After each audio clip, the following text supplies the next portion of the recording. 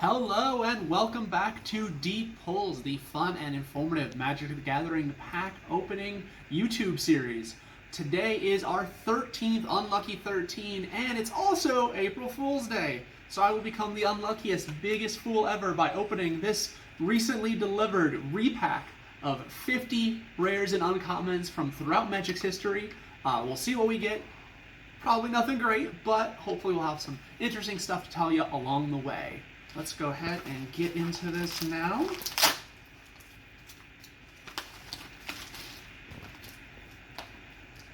Okay.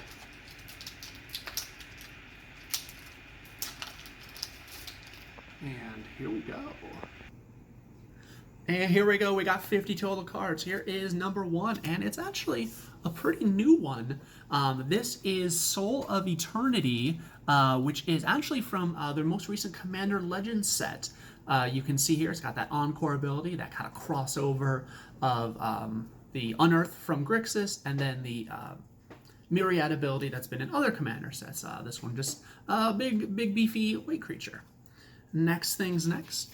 We've got here Reckless Crew, actually very recent, from the most recent set there is, Kaldheim, playing into, just like they did in Kaladesh, Kaldheim. We've got Dwarves here that care about vehicles and equipment, and they were in red and white again, so another cool card.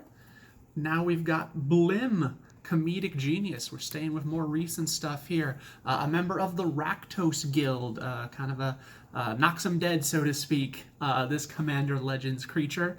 Fun to see some kind of blast from the past in Commander Legends as we see this cool Rakdos creature. We've got here a pretty interesting one. This is a dual face card. We've got here the Undo Inversion. And then when we invert it, we get the single white enter the battlefield tapped land. White's been getting kind of more and more of these effects as we go on, these sort of global sweepers, except for lands. Land destruction has been kind of ported over completely to red, even though the first mass land destruction spell, which was Armageddon, actually kind of defined white for a while. For maybe the first, I'll say 10 years of Magic's history, White got a lot of different Armageddon variations, but now that's completely out of the game, and we're getting cards like this instead. Okay, we've got here Oran Reef Ooze, another pretty recent card from the Zendikar set. This one kind of plays up the ooze theme. Oozes in Magic's history have always tried to have a way of growing. Scavenging Ooze is very famous for how it grew with the +1/+1 counter. So we keep that +1/+1 synergy and the ooze growth here on Oran Reef. Oran Reef Ooze. Okay. Looked weird when I was reading it like this. Now, oh boy. We're going back to the past for sure. This is not a trick. This is an old bordered Mercadian masked rare Saprazian Bailoff.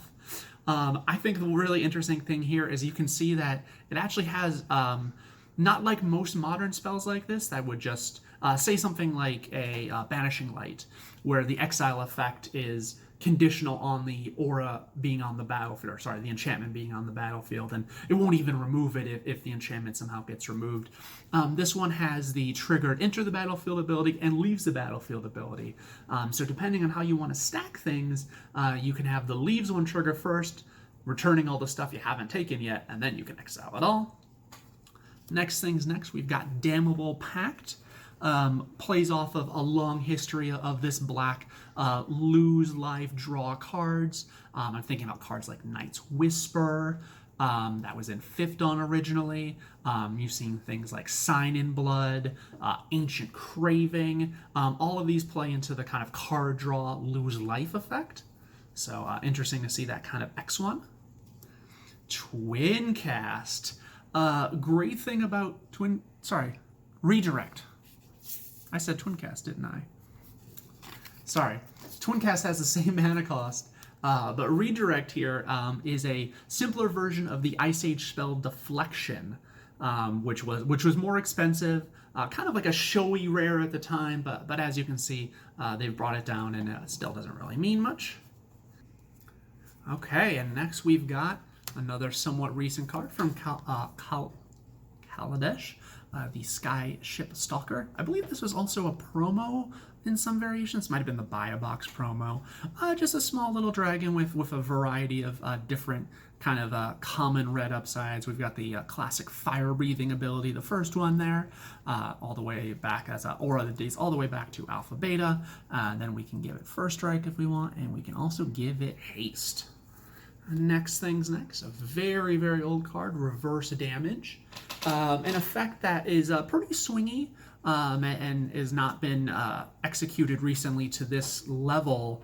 Not that I can think of in mono white. I think red white has gotten cards like Deflecting Palm, which is actually a fairly common sideboard card, at least at some point in Modern, especially in Burn or against Burn. I know you're a Burn player. Both. There. Yeah. It was. It's a pet card of mine, but you see it in sideboard of Forest Burn. So this card dates, this is a 7th edition, so this is a core set reprint. I believe the original effect dates all the way back to Legends. We've got here another Mercadian Master, a Pangasaur. I believe this is actually errataed now to be a dinosaur, so good, now that we brought dinosaurs into Magic.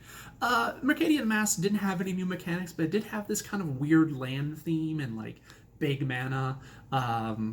Pretty bad drawback, all things considered here. Next things next, we're going to jump into some uncommons here, and we're going into Amonkhet for this first few here.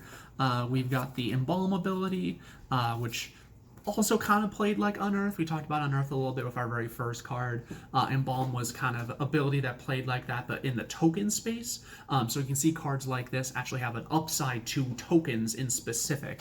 So kind of a neat way to play with that kind of returning mechanic. We've got here a Grimstrider, generic, kind of big, beefy black creature with a drawback. Labyrinth Guardian. Here's a card that kind of has that sort of illusion drawback that we've seen on a lot of cards and kind of balances it out with the Embalm. So it can die easily, but at least you can get it back when it goes away. Devoted Cropmate. I am excited for this card because this card has probably my favorite ability of recent Magic history, which is Exert. I love Exert as an ability.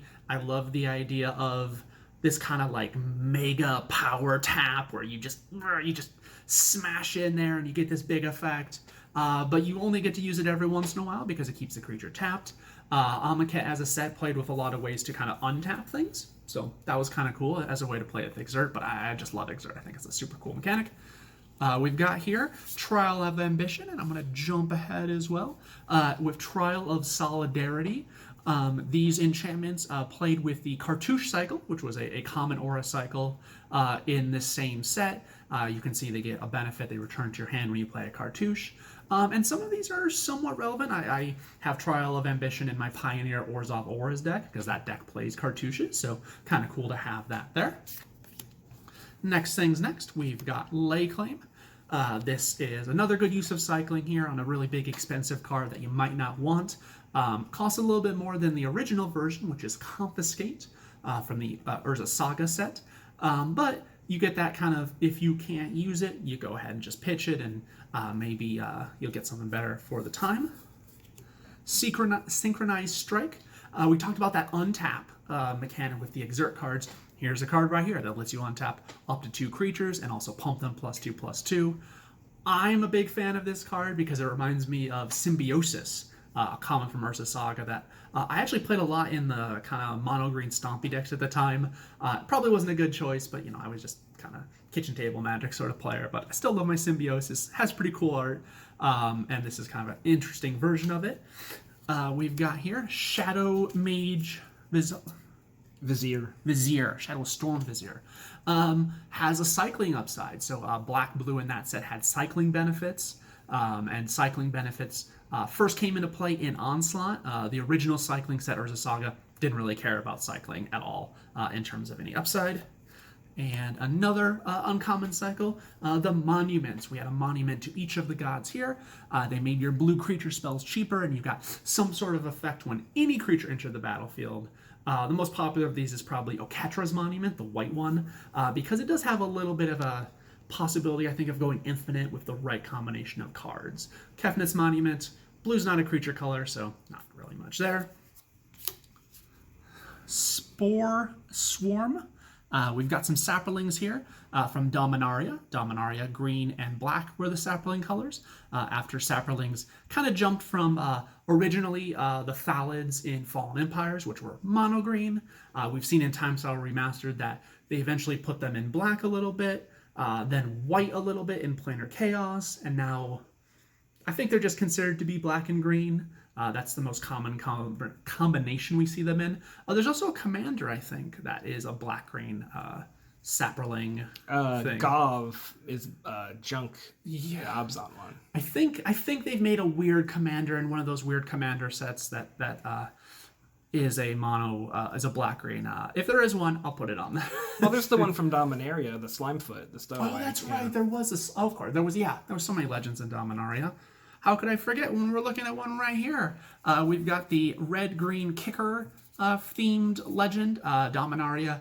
Legends were all over the place. They were given their own grouping as historic cards, and they were put in at uncommon with little upsides like this. So here's one of them for red-green. We've got Final Parting here, which is kind of a combination of Entomb and Diabolic Tutor.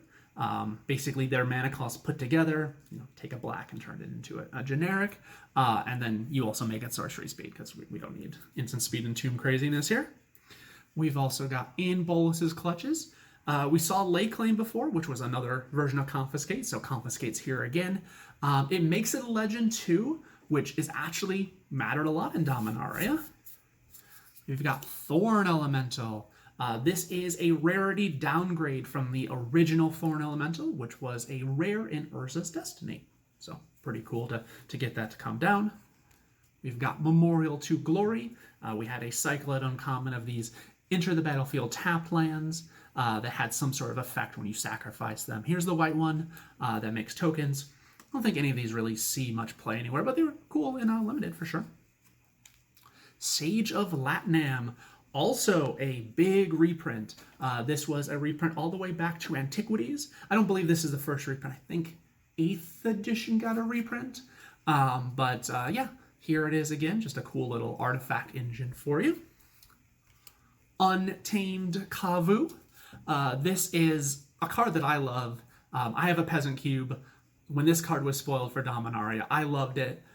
We had Kavu Titan in Invasion, which honestly is basically just kind of a worse version of this, but more colored mana on that one, doesn't have vigilance, so you can see how I'm excited for this one.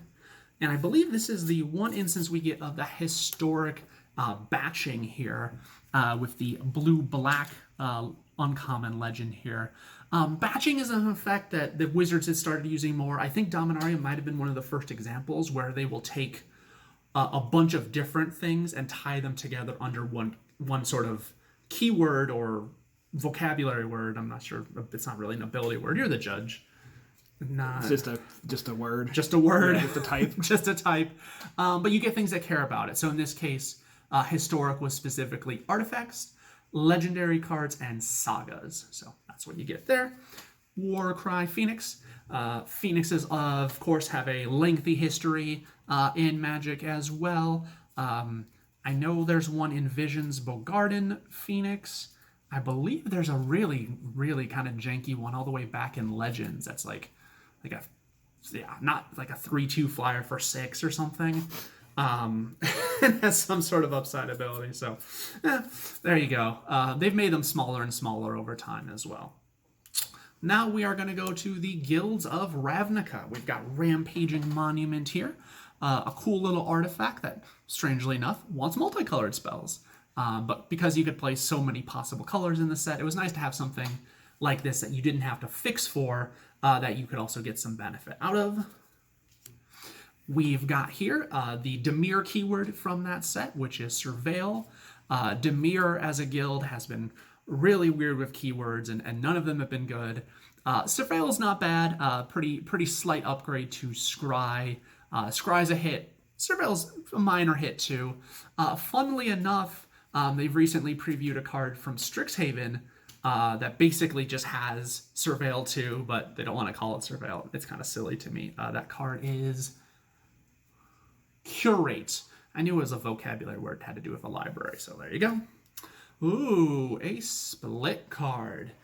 So we've got here the Ravnica take on split cards, which is one half being hybrid, the other half being both the colors in full. Usually you got a much smaller effect at the hybrid side and then a much bigger effect on the full multicolored side. So kind of cool to see another take on split cards here. We've got here Silent Dart. They do this effect all the time. Just an artifact that can sacrifice to deal some damage and stuff.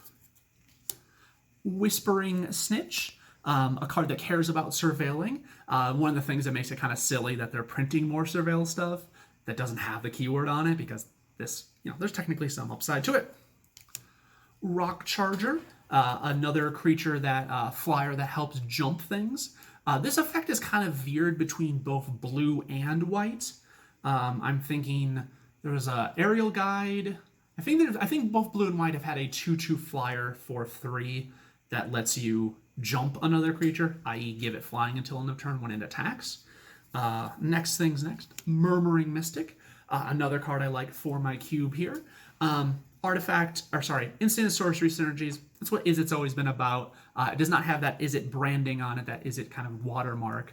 But still, this is an Izzet card. Crowl Swarm, a sort of semi-recursive big dumb flyer in black. A lot of these black recursive cards are very intentionally not good at blocking. This one has 1 toughness. Some recursive cards just say this can't block on it, so you can't kind of use it as a way to kind of stall the game. You have to sort of be aggressive or pay the cost. Speaking of stuff with the graveyard here, we've got Necrotic Wound. This has the Golgari keyword of Undergrowth. Plays well with Dredge. Plays decently well with Scavenge. Scavenge didn't really count graveyard stuff. It just wanted to be in your graveyard, so it's kind of, but they all care about the graveyard in some way. House Guildmage. Again, we've got here the Dimir Guildmage. Guildmages have been in every single one of these sets as well. Original Guildmages were hybrid only. Then they made Guildmages that had 2 abilities that had both colors of mana in them. And now we get these Guildmages that have no hybrid mana and a single ability from each color. And for our last stretch here, we're going to go back to M19. Poison Tip Archer. A really interesting, cool little card in terms of it's kind of combined a lot of nice things into a little package. The Reach Death Touch thing, which I think was first on Thornwield Archer from Future Sight, plus this nice whenever a creature dies thing, because if this is blocking something, it should probably kill it. We've got here 2 of the Mares.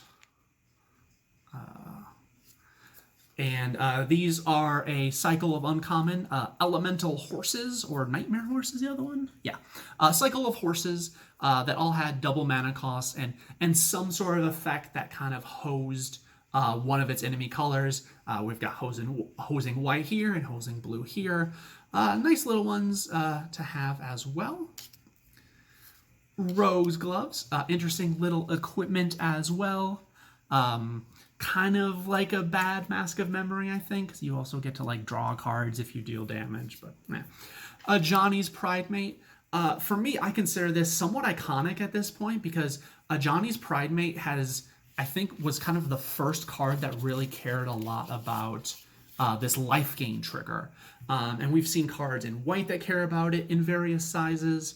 We've seen some cards in black that care about it, and of course, some Orzhov black-white cards as well. But as far as I'm aware, this is the original +1/+1 counter when you gain life. Speaking of, we've got kind of a synergy card with that here in Fountain of Renewal. Fountain of Youth, which was, I believe, originally in Dark, was a similar cheap artifact that let you gain life. Not as efficiently as this thing, hence why this is the card and not Fountain of Youth anymore. Vigilant Baloth, it's in the name, it's got vigilance. I do kind of like it when they put the keyword in the card name just so you absolutely know for sure that it's got it. We've got here a Horizon Scholar, card originally from Theros. The Sphinxes and Scry were both emphasized pretty heavily there in blue. Blood Divination, black love sacrificing its own things for card draw. Probably the most popular effect, and one you may be a little more familiar with, is Village Rites, which is seen printed a couple of times in the last few standard sets, and I believe gets played a little bit in the Jund Sacrifice deck as well. And our final last card here from M19 is the Draconic Disciple. This card combined tapping for mana and also having a big payoff when you get a lot of mana. You get that big 5/5 dragon. So it gives a good ram card for the Gruul colors here. Well, as expected, nothing in this whole thing was particularly great. It was kind of interesting that they gave us some sort of new commander cards here that we've seen, some of those abilities before. But otherwise, I was glad I got to tell you about some of these random cards.